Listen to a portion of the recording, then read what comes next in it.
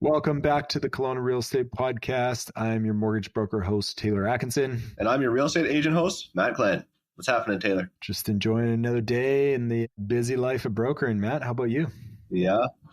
Busy day of agenting. Subjects came off last night. I have at least 3 new listings coming up. I have a client coming in as soon as I finish recording this to sign another listing. So it seems to be heating up, at least on the listing front. Yeah, I've got 7 closing this month and 6 next month. And a few more kind of in the works. Damn. So it's steady. Yeah, lenders are busy. Yeah, I've kind of had my head in the sand the last couple of days, but you've got some breaking news, some more updates for us. What do we got? Well, so not entirely breaking, but BC's new flipping tax will be retroactive. So if you purchase property in 2023 or 2024, it can apply.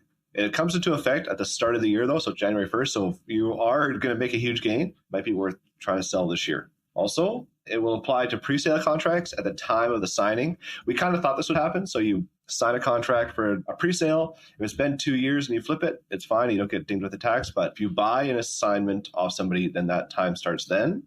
There's also, on the flipping tax, there's a $20,000 exemption on the flipping tax. So basically, the first $100,000 that you make off your flip is tax exempt. And also, if you add a flip and put a basement suite in, it's tax exempt. So that's that. What do you think, Taylor? What's your first thoughts on those?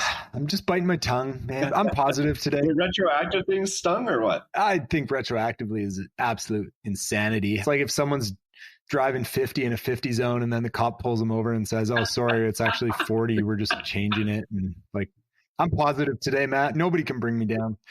That's awesome. Yeah, it honestly is like you play by the rules and then the rules change after you did something. That's honestly kind of irritating. Also, it just feels like every single week we come on the show, we have a new law or a new rule to talk about. Like, my God, the real estate industry is just getting smacked right now. If we're getting tired of talking about it, I'm sure people are getting tired of listening to it. But it keeps us in business. That's why we have a podcast, right? If nothing changed, then we'd have nothing to report. Well, also, I was thinking too, like if the real estate is so hot that you have to add in just endless rules to do anything to tame it, and it's still going crazy. Like, man, maybe it's just worth something. Like, my God. Well, to try and distance ourselves and bring in a third-party, unbiased, very professional, analytical person, we are bringing back, by popular demand, Brendan Augmundson, BC REA chief economist. Yeah. So that will be recorded on the rate announcement, which will be tomorrow when this gets released for Bank of Canada rate announcement. And we'll try and get that out to you as fast as we can so we can get his thoughts on the trajectory of Bank of Canada rate. But also he's provided some reports recently that show that these legislation changes are not going to achieve what the government wants. So really awesome, brilliant mind to bring on and kind of allow him to dissect it further than Matt and I just putting analogies about speeding in a 50 zone. Well, I saw him on Global News this morning talking about the flipping tax, and you're right, drills down on that from what I saw, but we'll get to the bottom. We'll get his very deepest opinions on this show. Yeah. And then speaking about more amazing guests, today we're having on Ben Stewart, which I'm sure most people know him, but if you don't, Quails Winery, one of the founders. MLA for BC United. He's very involved in the West Kelowna and Kelowna community, and just BC in general. He's kind of all over the place. We wanted to have somebody on from the wine industry that knew what they were talking about, like how hard it's been hit. They had that bad weather event that destroyed like up to 80 or 90% of all the vines in the Okanagan, and then also our mini war, our wine and beer war with Alberta, and all the legislation changes that's happening with housing. So Ben Stewart was really the perfect guest for us to have on to just talk about all these issues, and it was awesome. Yeah. Insightful guy. Yeah.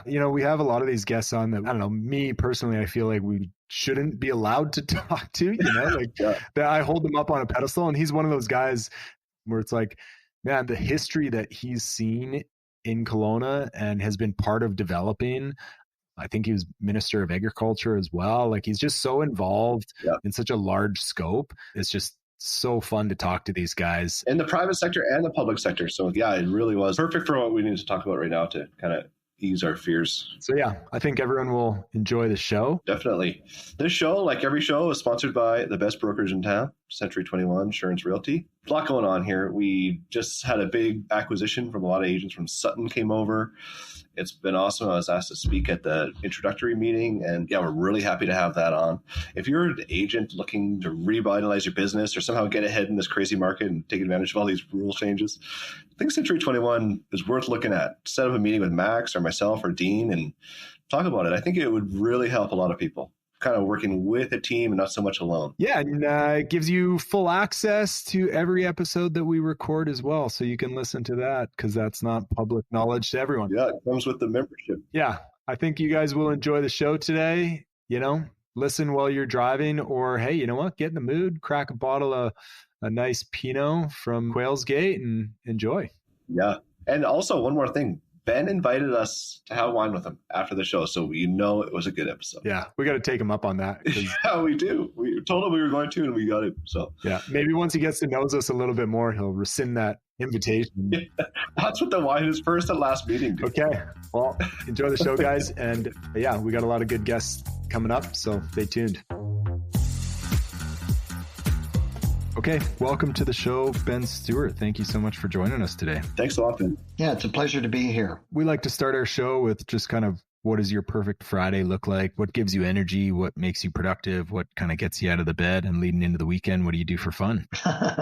You know what? As an MLA, I'd have to say that if we, just kind of resolve some of the things that are, constantly the office is confronted with constituent issues, whether it's healthcare, rules, red tape, permits, all of those type of things. Yep. It's really a good day if on a Friday we can sit back, and we had one today even, just the whole ability to kind of know that you're making a difference. I usually am up at about the same time every day, and heading towards the weekend is usually an opportunity for me to either attend an event in the community. A week from now, I'll be attending an Easter egg hunt up at Kalini Beach. But I think more importantly, as the weather turns to spring, it's always nice. I mean, everything's starting to grow and rapidly. You don't see it if you're not looking closely at how the buds are coming out. And, my early things like magnolias and stuff around the house are all getting ready to pop. And of course, this warm weather, it's helping. Yep. And I hope that the cold weather has decided to, take a rest. Yeah, so it stays warm at least for a while? Well, it's an important thing because in the springtime, usually we're worried about spring frost in the grape industry. Yep. And Yep. I usually figure that the threat of spring frost is passed by about May 1st. It often is way earlier than that, like we get out of it. Yeah. But this year, especially with the damage that we experienced in early January, we had a precipitous drop in temperature of almost 25 degrees, and then it went cold and stayed cold for about 5 or 6 days.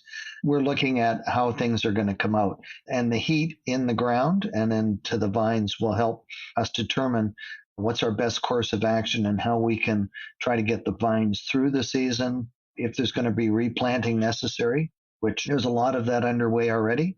But I think that, it's important. And there's a lot of things. I mean, legislation that's in front of the House, as you're well aware, the current government has chosen to use kind of, I'd say, a stick rather than a carrot approach, which has been, kind of heavy-handed in terms of things like zoning, short-term rentals, lots of things that people are not very happy about.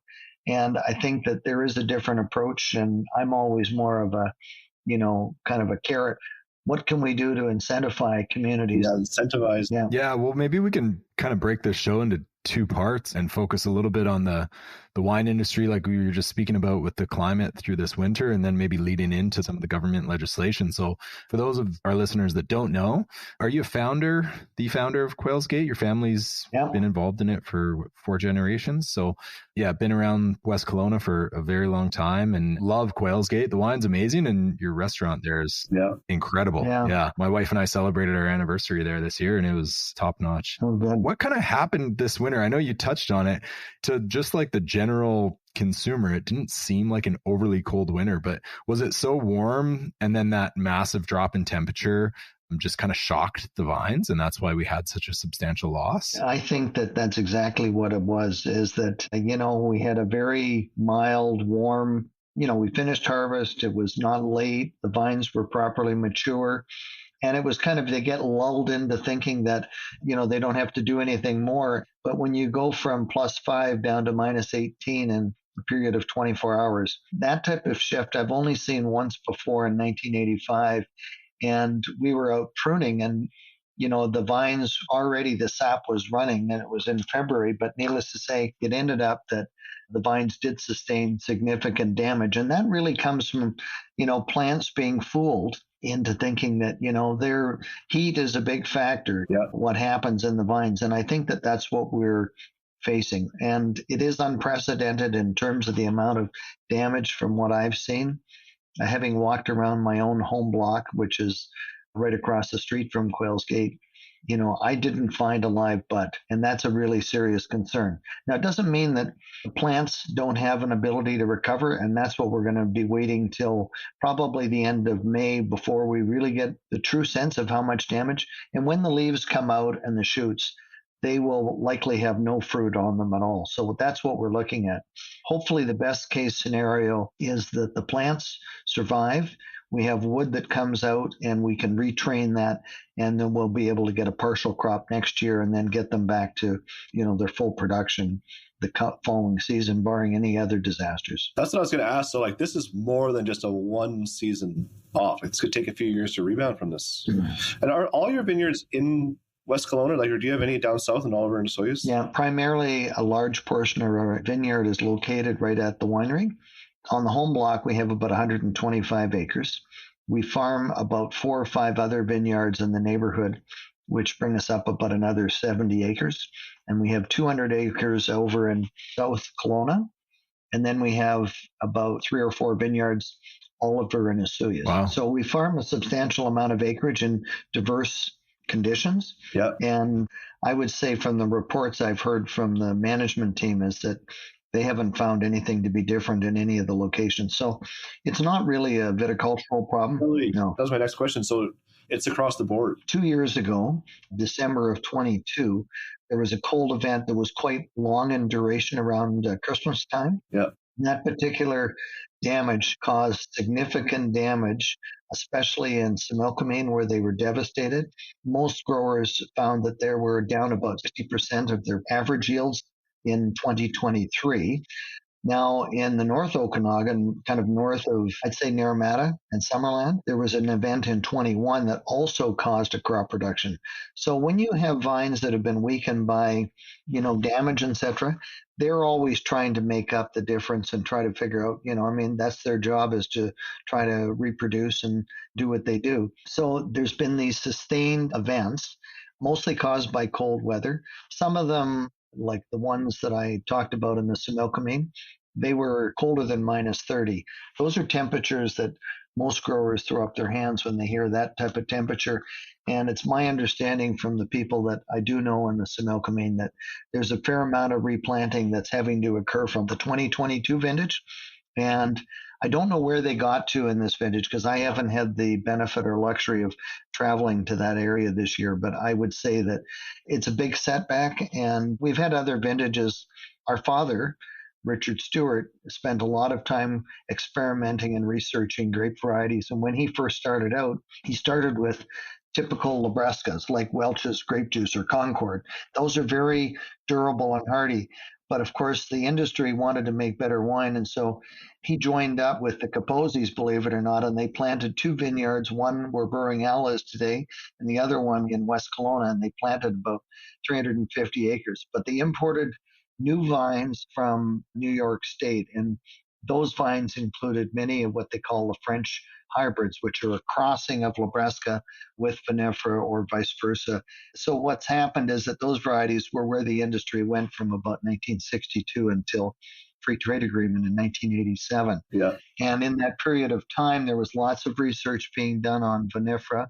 And my dad was a big part of that. And I worked with him. I was sent to Washington State as a young teenager to drive down and pick up plants. And anyways, we did all of this work in the 70s. And I can tell you that when I first started making wine, I started making wine with all of this cornucopia of different hybrids that my dad had planted because he had all these experimental blocks. And mostly what I found out was that the wine tasted terrible. And so we abandoned that. But I made a wine with a guy, former naval officer, Don Allen in West Kelowna, and he and I made some Pinot Noir in 1980 that was unbelievable. So I immediately started planting Pinot Noir, which subsequently led me to getting a letter from our winery of the day, which was called St. Michel Wines, Yeah. that they weren't going to buy any of those red grapes that we were planting. But I was convinced, and I ended up growing it and selling to Cedar Creek's predecessor, Uniac, Yeah. Heinley, Geringer Brothers, Grey Monk. And so I was kind of one of the anomalies where I grew better quality grapes, but it was mostly in trying to figure out what to do and how to grow the quality that the wineries needed to lift the varieties. But as I was starting to say, my dad went through winters in 64, 68. Even prior to that, 49, there was one he talked about, which of course I wasn't alive then, Yeah. but he talked about how when they were out pruning the trees, you could hear the branches in the orchards cracking and breaking. That's how severe it was. And I think 49 or 50 is when the lake froze over. So I haven't seen the lake really freeze over like that. So let's be thankful that that hasn't happened. That's part of farming. That's the perseverance you need and the tenacity that you need to have. If you're going to do it and you're going to do it right, you've got to be willing to have some setbacks. And as I said earlier, the wine business is about the long game, not the short game. Yeah. You got to work at it. You don't just make a wine that everybody's falling all over right out of the gate. Sometimes people accidentally maybe do. I would say that it's much better now that I've been, almost 50 years in this business, growing and making wine and looking back on what we've accomplished. And, it's about consistency. And I see a very bright future still in the long haul for the Okanagan wine industry. What about the varieties of grapes? Is there some that fared better than others? I was at another winery and they mentioned that happened, that this event might change the region where more growers are growing certain kinds or kind of change what we grow. Like, are you seeing that in your experience? Well, I think for the most part, the growers that are planting varieties that we have a proven track record in. Yeah. I mentioned Pinot Noir, and that was something that I latched onto after that 1980 making of wine with Don Allen. We experimented with Chardonnay. We've done some things that we ripped out about 5 acres of Cabernet Sauvignon that ended up being planted on the home block. And it was good, but was it fantastic or great? I think it was always nip and tuck to get it ripe. And that always pushes things to the end of the season. So in talking with our winemaker, we made the uncomfortable decision to take those out, and we're going to replant with varieties that we know will have better resilience. So Pinot Noir again, probably some more Chardonnay, some Syrah, which we've been very successful with. Nice. And, there's varieties that I'd like to plant if I could grow them. But at the end of the day, you've got to find the right site. So I think that that's part of a maturing industry, is finding what works best in that particular site. A lot of people make the mistake of thinking that heat equals quality, and that's a complete fallacy. If you look in Europe and you look at countries that I extensively traveled in and did research in before getting into this in a big way, France, Germany, Italy, and they have such diverse regions from north to south that you can look at the Okanagan the same way. I mean, what grows in Oliver and Osoyoos is going to be different. Now, winter aside, they can ripen grapes that take longer. They start earlier. And, I can relate that to whether it's peaches or table grapes we used to grow. We always were behind Oliver and Osoyoos when it came to being first to market. Yeah. And so it's interesting how the market's changed, even with the cherry crops now. People are actually looking at, Jealous Fruits, David Gein, and the work he's done. He's planting in areas where most people wouldn't have thought possible, but he's looking for later cherries. So all the U.S., all of that warm climate cherries are out of the system, and he's the dominant player, especially when it comes to Lunar New Year, which I spent some time in China, and I can tell you it is a huge deal in Asia when you have red fruit that comes in late August or early September. You can ask whatever price you want. And so it's an important distinction about the valley. And we're just how old? My grandfather came here 110 years ago or 125 years ago. and we're still learning. Do you find, I mean, obviously you feel there's still a lot of growth for the wine industry, but I guess for somebody that's newer in the industry or wants to start their own vineyard, is the cost of land too expensive? Like, it seems like a very hard industry to be in. Do you have to be fairly well established to be successful, or is it not as volatile as it seems? I guess what would you do if you were starting out, brand new again? Well, I believe in living within your means.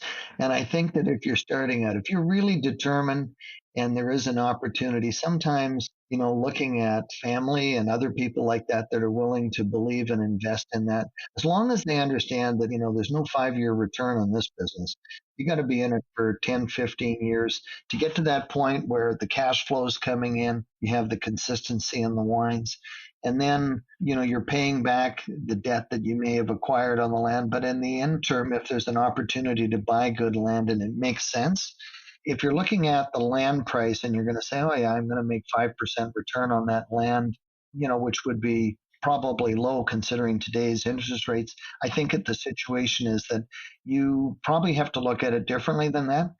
It can be very stable and rewarding in terms of the satisfaction you get. But if you're looking at it just as a complete play on return, it's probably not the place to start out. Yeah, it is a passion project. You got to love what you're doing. When I mentioned that I was selling those Pinot Noir grapes to the other small wineries in the valley, there's a handful of people that had that passion that started out in the industry. And I was fortunate to be introduced to them right at their very starting point. And some of them have passed on. But I think what it is that the industry has developed so much.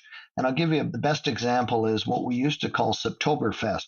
We were trying to get people to come to the valley for tourism in September and October when it was dead quiet, because they'd leave after summer and then they'd go home. So it was people like Trudy and George Heiss and others, but they were too instrumental in the Okanagan Wine Festival to help build that. And now our bigger problem is, what do we do in the slow months in November and January?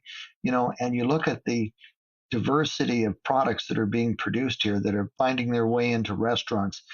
I think if I was down at the Penticton Farmers Market, where my son lives in Penticton, picking up some Hivology honey that is it's amazing. I know it's not the only ones, but the diversity of what can be grown in this valley, it's not limitless, but I can tell you that there's a lot of people that really do some great things. So it adds to the tourism and more about a year-round tourism opportunity for people. So that's the difference. When George and Trudy started out, they were looking at a business that really from May long weekend until September long weekend, that was their window to selling. And then they had the liquor board and other people like that. So it's changed a lot. Well, I guess that's kind of my next question, and it may segue more into the MLA government topics. With obviously recent legislation changes on short-term rentals, like what profit margin is built for you guys as an industry on tourism? Like, are the recent decisions going to be very impactful in terms of, wine tasting tours, people buying your product from the actual vendor directly, or are now we looking at more exporting more of that wine? Like, how does that look for you guys? Well, the existence of a small wine region like the Okanagan and Similkameen, Fraser Valley, and even Vancouver Island, the Gulf Islands, these are very small areas in terms of their overall scope and what they have to work with. Even a winery of our size, where we're farming about 400 plus acres, we find it difficult to supply product in Canada to some of the markets like Ontario and Quebec. We've actually had to just exit those markets because of the supply issues we've faced over the last 2 years. They're lower margin. The margins that really make us survive and keep people employed, and really the expertise that we employ, is because of the farm gate sales and what we do at the farm gate. Hence the reason why a lot of the wineries have restaurants or picnicking areas. They have alternative areas to keep people there. So wine clubs have become something that came into the news recently. You heard about Alberta's decision to cut all BC wines off. Yeah, I definitely want to get your opinion on that. Yeah. Yes. I mean, take a small winery that could be in, East Kelowna, that relies on the fact that people discover them, they love their wines, and then they said, well, how do I find these? Well, they're too small to sell into Alberta through the system. Yeah. The LCB is set up there. It's a good system. It's different than BC. And so the only real way that they can do it the way that Alberta wants to do it is they physically have to come to the winery and pick it up and transport it back as a sale that occurred in BC. We tried to change that when Christy Clark was the premier, and we opened up British Columbia to wines from every other province, Quebec, New Brunswick, Nova Scotia, let alone Ontario, bringing wines in tax-free into our marketplace as well as selling through our liquor board. And some of them tried, but I think at the end of the day, Alberta has been kind of an outlier, and I find it completely unfair. One of the things that they've been telling our government is that they want to have access for craft spirits and beers into the British Columbia market. Yeah. Well, the craft distillery business in British Columbia and the craft beer business is very much regulated by, like the Wine Authority. They have rules that mean that they have to create agricultural products in British Columbia. And I'm thinking of a distillery I visited about 10 years ago as the Minister of Agriculture. It's outside of Comox Valley called Shelter Point. They produce everything right there. That's the whole intent. And Alberta, I don't think they have any rules or regulations, and we'd be happy to welcome them if they had things that promoted that. But we're not going to tolerate the fact that they can just import from a cheap source. They can get whatever products they need to manufacture spirits and have that classified as Alberta craft distillers and then import into the province and give them shelf space. So, this is part of what's gone on with the VQA over the last 35, 40 years since we started that. It's been a slow, steady climb to make it so that we are consistent and people know that the products are authentic British Columbia products. They're not something that, we didn't just buy in some grapes from, Washington State, manufacture them here and call them VQA. Right. I guess going back to the kind of the vineyards struggling this year, for the end consumer, are we just going to see less product on the shelves? Like we won't import from anywhere else then? I think in this particular case, this is an event that none of us, even when we were writing the rules for VQA, we never foresaw this. We always believed that there would be the durability. And I mean, when we first started, the first thing we started doing was trying to initiate export sales because we thought we had way too many grapes in the ground. Now you can't find a grape. That goes for even the best years in the last few. So I think that, bringing in fruit from outside of British Columbia, this is a very new experience, and I know it's being discussed right now. And I've had many discussions with the minister responsible for liquor regulations about how we could do this. And I said, it really has to be on an interim, short-term basis. And what we're going to lose if we don't do this is we're going to lose the talent. And I know this is already happening. There has been people that have been let go from positions, and these are people that have decades of experience here in the Valley. And the industry needs those people and needs to keep, the engine running on the grape industry. And, if you look around, there's 461 land-based wineries. There's only 3 wineries that commercially import and make product here from imported fruit. And that's because they were in the business long before we came up with the estate winery legislation. Been some consolidation in that, but it's not the area that's growing. Even, the best of the commercial wineries, they're proudest of their products that they sell that they produce from domestic supply. So we're all wanting the same thing, but we don't want to lose people. And we want to make certain that just because of this event, which has been very serious, we can get through this. So I think that's the goal. So going back to Alberta, Ben, what should the BC government or what can and should we be doing to push back against this? Or is there anything we should do? Well, I think that the BC government is perplexed by why Alberta would do this. And I'll give you another unknown or little known fact is that Alberta has a private distribution system entirely. They closed their liquor stores back about 30 years ago and made it so that anybody could get a liquor license, and they immediately went to like 800 or 900 licenses. They have more products or SKUs in Alberta than any other jurisdiction in Canada. And a lot of people in places like Saskatchewan, BC, Manitoba, Ontario even, are buying products from Alberta that are coming in to their jurisdiction, and they're being sold as if it was legal. But frankly, if you're going to follow Alberta's methodology in this, they're basically violating other liquor jurisdictions. So I hate to say it, but I think Alberta might be in for a rough ride with the Canadian Association of Liquor Jurisdictions to make certain that they're looking in their own backyard before they start, calling out BC small wineries. I mean, I even checked on what Quails Gate's selling. It's a fraction of what we produce. It's a few hundred cases versus, we make tens of thousands. So we've stopped shipping to Alberta because of this perceived inequity. If anything, I think that they're probably looking for something else. And I don't know, maybe they don't like our policy in British Columbia on carbon tax or, oil and gas, whatever it is. Yeah, well, maybe walk us through kind of your role as MLA and what you're trying to achieve in the next few years, because obviously it's a pretty dynamic role right now. Well, I've had the good fortune of serving in government for almost 15 years and been minister many times over. Yeah. Today, currently, I'm a critic, a shadow minister for tourism and trade. I've had other critic roles, but one of the things that we're trying to do is make certain we hold the government accountable. And that's what the opposition parties do in a situation where you have government. Do they listen? Well, sometimes.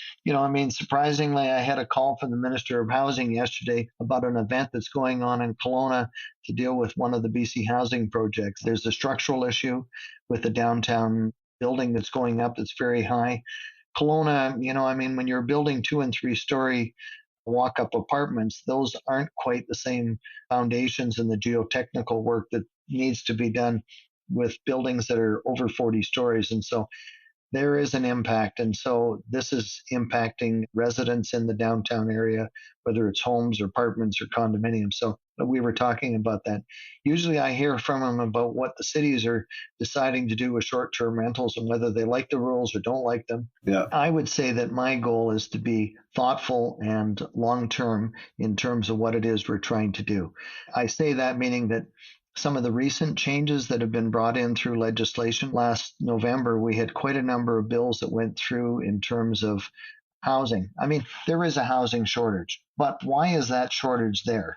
It's caused by, in my opinion, the fact that you need to incentivize and make certain that things are happening in the sense that development is happening. Now, in a lot of cases, prior to all of these rules being changed, and I would say using sledgehammer when maybe the carrot approach would have been more desirable. Yeah. I think a lot of communities were struggling with trying to get land use planning done. I have to commend Kelowna because at UBCM, they brought out their new program that's using artificial intelligence to help make it easier for people that have the correct zoning to being able to get to a building permit very quickly. They offered it for free right around British Columbia and the rest of the country. It's phenomenal. And I told Doug Gilchrist that I think it's probably one of the most forward-looking things I've seen a municipality do in my lifetime. But on the other hand, the idea of imposing on an entire municipality, the idea that all of a sudden, you can put 6 lots on an individual single-family site, I don't think that that's very appropriate in terms of, the form and character. And that kind of takes away what local government is supposed to be doing. So the problem really, in my opinion, is that immigration in the country has skyrocketed. Yeah. Premier Eby and I talked about this at the end of session. We had about an hour on a plane flight together, and we were talking about the impacts and how could we really deal with this. They feel that they've been forced into this partially because of the allowance of over 500,000 new immigrants coming into Canada every year. Yeah. That's a staggering number. That's a doubling in the last 2 or 3 years. You can't do that without having a place for these people to stay. So I think that it's a combination of, even though there was a shortage of maybe available workers the right age and things like that, you can't do it without having enough capacity. And we basically dropped the ball. And I think that both federal and provincial governments needed to be incentivizing. What were they doing with cities like Kelowna and other communities to help them really create ready-to-go projects funded properly and get out of the way? There's so much red tape. Frankly, the red tape that's been layered on the building industry, it's staggering. I'm surprised by how much a per square foot cost is, and I'm sure in your line of work, you probably know it far better than I do, but I have a colleague who is in the building industry, and we're constantly amazed by all of these layered on costs, let alone taxes that have been added on to just everyday products. There's been 32 new or increased taxes in the last 7 years. It adds up, and it doesn't matter. We just are reflecting on the former prime minister's passing, but he brought in the GST, which was a value added tax. And I can't tell you that value added taxes make a lot of sense and keep the taxes, the layering on and the abuse that goes on, because even now the PST on every last aspect is being applied on a piece of construction. If we want to lower costs, we need to reduce costs that are duplicated and layered on. We need to make certain that things are efficient and, try to streamline things. So in my remaining, time as MLA, I would like to think that I could help the government see the light. But anyways, I'm working on it. So if BC United gets back in power, are we going to be reversing a lot of these things? Or are we going to be adjusting them? What's the plan? That's what I was going to ask. Because how easy is it to reverse bills and taxes once they're already passed? All you have to do is bring in the legislation. When I first got elected with Gordon Campbell in 2009, we went from the polls straight into the legislature, and we were doing bills that summer that, I was new. But I can tell you in 2001, when he first got elected as premier, they made it a priority to reduce the costs of doing business and taxes so that they could get the economy running again. Now, what people fail to realize is that in 2001, when Gordon Campbell first got elected, the province of British Columbia was in last place in Canada in terms of economic activity, the highest in taxes. That story is playing out again. You can't keep doing that. You can't keep taxing and expecting that all of these services are free. They cost money. And I think that it's about the results. So Kevin Falcon was in there in 2001. He was the minister responsible for red tape reduction.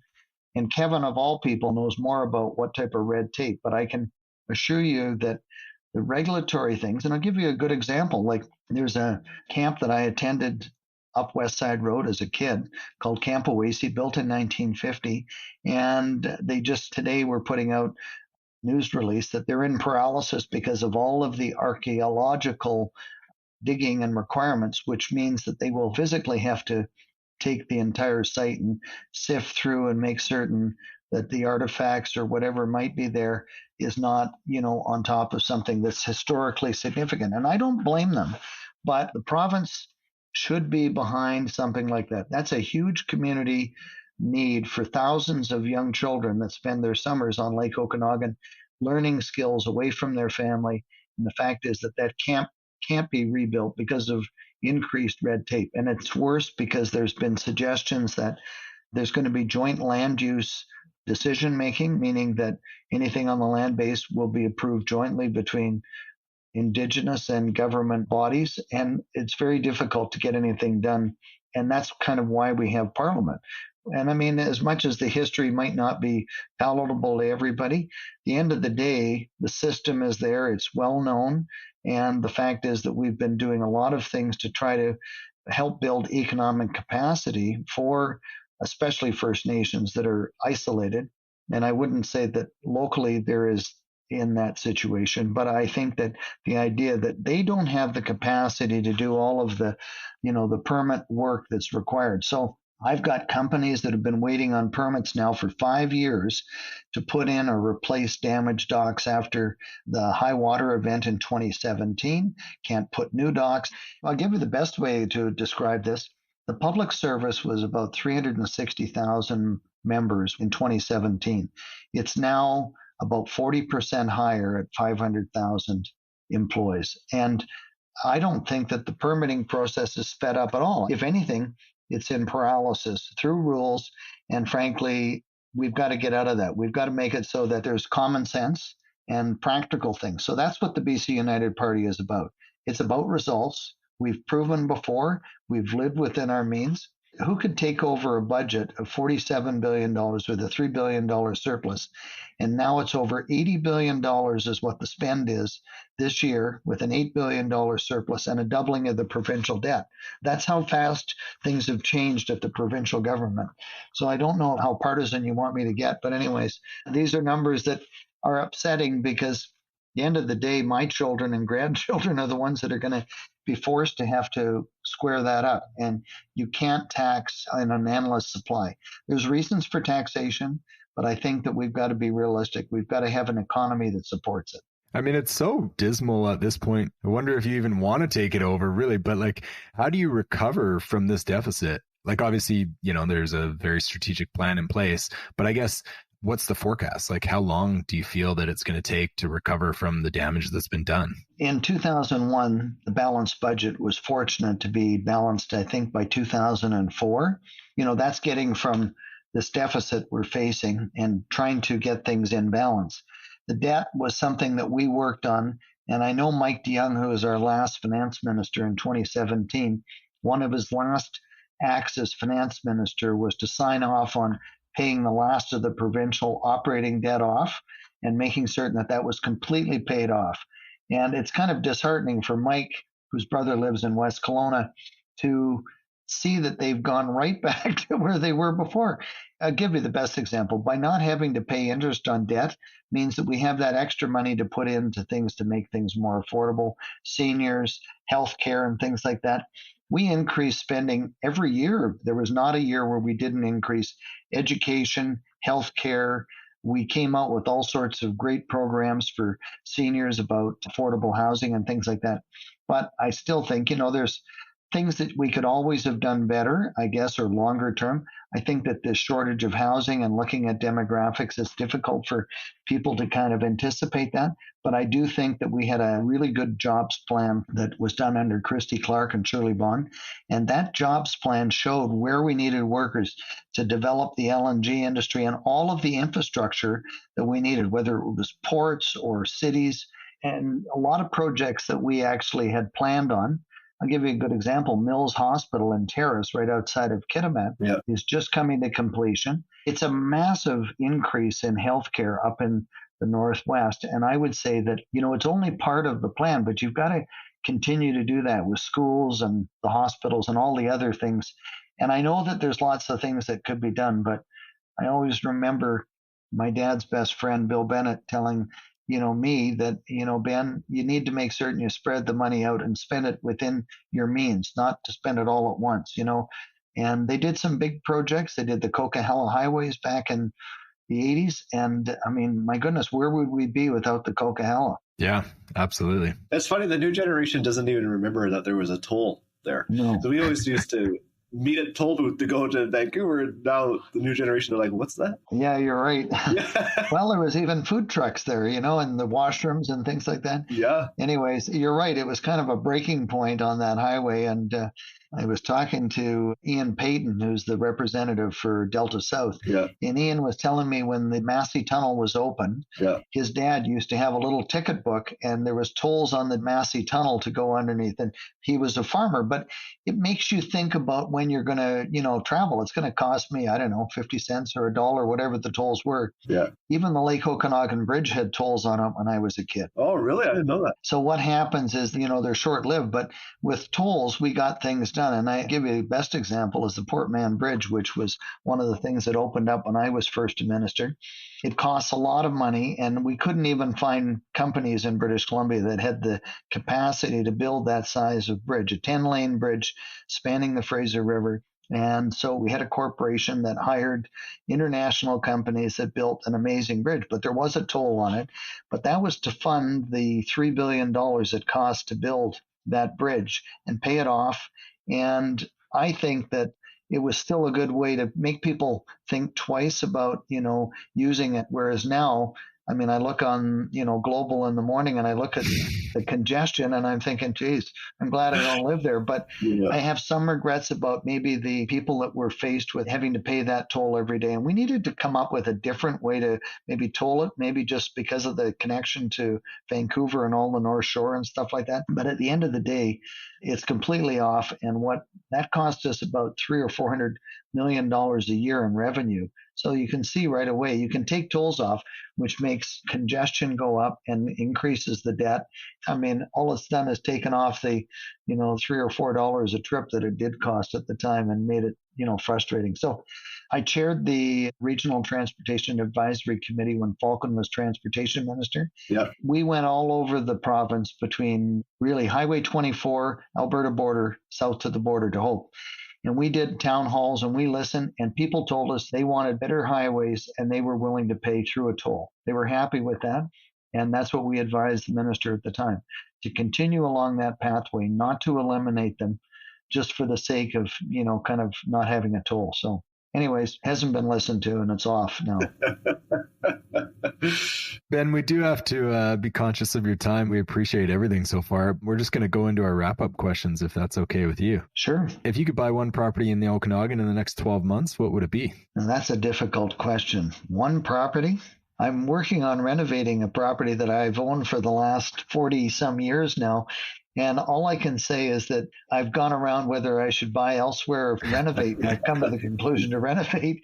You know what? As you get older, I have to say that I told Rob Chetner he's building a big development or a company that's bought things off him up in Lakeview Village. Yeah. And I said, Rob, I'd buy in there because as I get older, I'm going to need something where I don't have to maintain the landscaping and all the other things. But I'd be just as happy downtown in Kelowna. I mean, my goodness, the downtown has changed so dramatically. And I still, look at where I grew up and, we spent a lot of time in South Kelowna where my parents had their final home. And you know what? It's about what you need for a lifestyle. But I love the areas. I was out in Lake Country recently, up in Vernon the other day. Yeah. And there's so much, interesting properties and diversity. I talked to Blair Ireland, who's the mayor of Lake Country, and, they've got challenges. But I tell you what, he's got a great and interesting community. West Kelowna's got fabulous new developments. Yeah. Peachland, the mayor there, is telling us about how much development they've got going on. I'll tell you what I like about the Okanagan. I like the fact that I'm on the south-facing slope of Mount Bushry. Yeah. And if it's south-facing, I like that because we get about 2 weeks less of winter than people that live in the Mission. Nothing against the Mission, but I'm only just telling you that the fact is that I can see the snow when it's long since melted on our side of the lake. That's why you didn't want to come over today and do this in person. Hey, you're scared of the winter was still here. No. I plan my trips to Kelowna very, carefully, and I usually try to have 2 or 3 stops. And tomorrow afternoon, I have to do a few events, and actually one of them is right out near where you are. Yeah. And so, anyways, I try to be thoughtful. I mean, I don't try to be another extra vehicle on the road. And for a lot of what I do, I can't take a bus. So anyways, but my entire family, like my sisters and brothers and mother, all live in Kelowna and Southeast Kelowna and stuff like that. So if I want to see them, I have to travel to that side of the lake unless I'm inviting them over to the west side. You got to add to the mayhem. Yeah. All right. What's some advice that you would tell your 20-year-old self? I think I was fortunate. I mean, I just grew up farming and it was hard work. I mean, I started right out of school, working hard, getting a job, and then I think work hard. I mean, I think that was a part of it, trying to understand. I had the good fortune of having probably more mature friends because of the work environment. I was in the banking industry, and I think it made me grow up in a hurry. I say that meaning that, if you just put your head down and you're disciplined, you'll get there. And I'll give you a good example. My first house I bought in Medicine Hat cost me $28,500. And my dad lent me the down payment of, I think it was about $2,500. Maybe it was less than that. But anyways, at the time, it seemed like an insurmountable amount, whatever my mortgage was. And anyways, I got through that. I made a little bit, not much, maybe a couple of $1,000s, then bought in Calgary. And I had, with Citibank, I had a mortgage at 5 1/8%. And they said, those are the golden handcuffs now that you're in the management team of Citibank. And anyways, I made a little bit there and then came to Kelowna and bought my grandparents' old house that my dad had acquired. And anyways, we hit a little bit of a bump on the market and bought the farm I live on today. So I think the thing about it is, as long as you can afford it and you got a little bit extra leeway in your cash flow, I would be making investments. Don't be turned off. I mean, people talk about high interest rates. My goodness, when I started out, I remember George Heiss telling me that his mortgage at Farm Credit was about 16.5%. And I thought, George, how are you ever going to pay that back? So when I started Quails Gate, my mortgage was at 12.75. And I thought I'd almost died and gone to heaven. And now, we've got people that still talk about mortgages that are at 2%. And I'm thinking, you guys are living a dream that probably won't be soon repeated. Yeah, no doubt about that. What is your favorite charity and how do you give back? I give to a lot in the sense that I'm a big supporter. And it all started, I was at a blood donor clinic, and Ian Greenwood, who is the CEO and president of Sunripe BC Tree Fruits, I knew him because of the fact we shipped fruit to the packing houses, and he knew me well. So he said, why don't you consider coming onto the hospital foundation? And the hospital was much different in those days. So I joined the hospital foundation. I worked with them as, volunteer for 6 or 8 years. We fundraised for all sorts of things, but the last project that I did was the cancer care center. And I hate to tell you, that was over 30 years ago. And I think our goal at the time was about $7.5 million, but we did it successfully. That cancer clinic, I know so many people that have had to use it, but I was on the college board fundraising for the trade center. There's such a need for that. And I know that Sirwas, Lois and Cliff are actively working on the project for the recreation center. And Cliff has been after me for years to help get government support. But finally, the leadership at the college said, that's it, we're biting the bullet. I served on UBC's board. And which one is the favorite? Every year it comes down to, I guess where the greatest need. And I'll tell you, the last sizable contribution was in November, which I noticed that you guys might have a little bit of a mustache. We're pre-growing. Yeah, I think this year I raised about $8,000 for November. So I thought I was doing pretty good. I'm in the Platinum Club. So how's that sound? Awesome. I love that. Then how can our show, how can Taylor and I or our listener help you? Well, I think the thing about it is that I was reading a poll last night, and I don't spend a lot of time reading polls, but it was one given to me recently by one of our supporters that just said, hey, listen, you should look at this.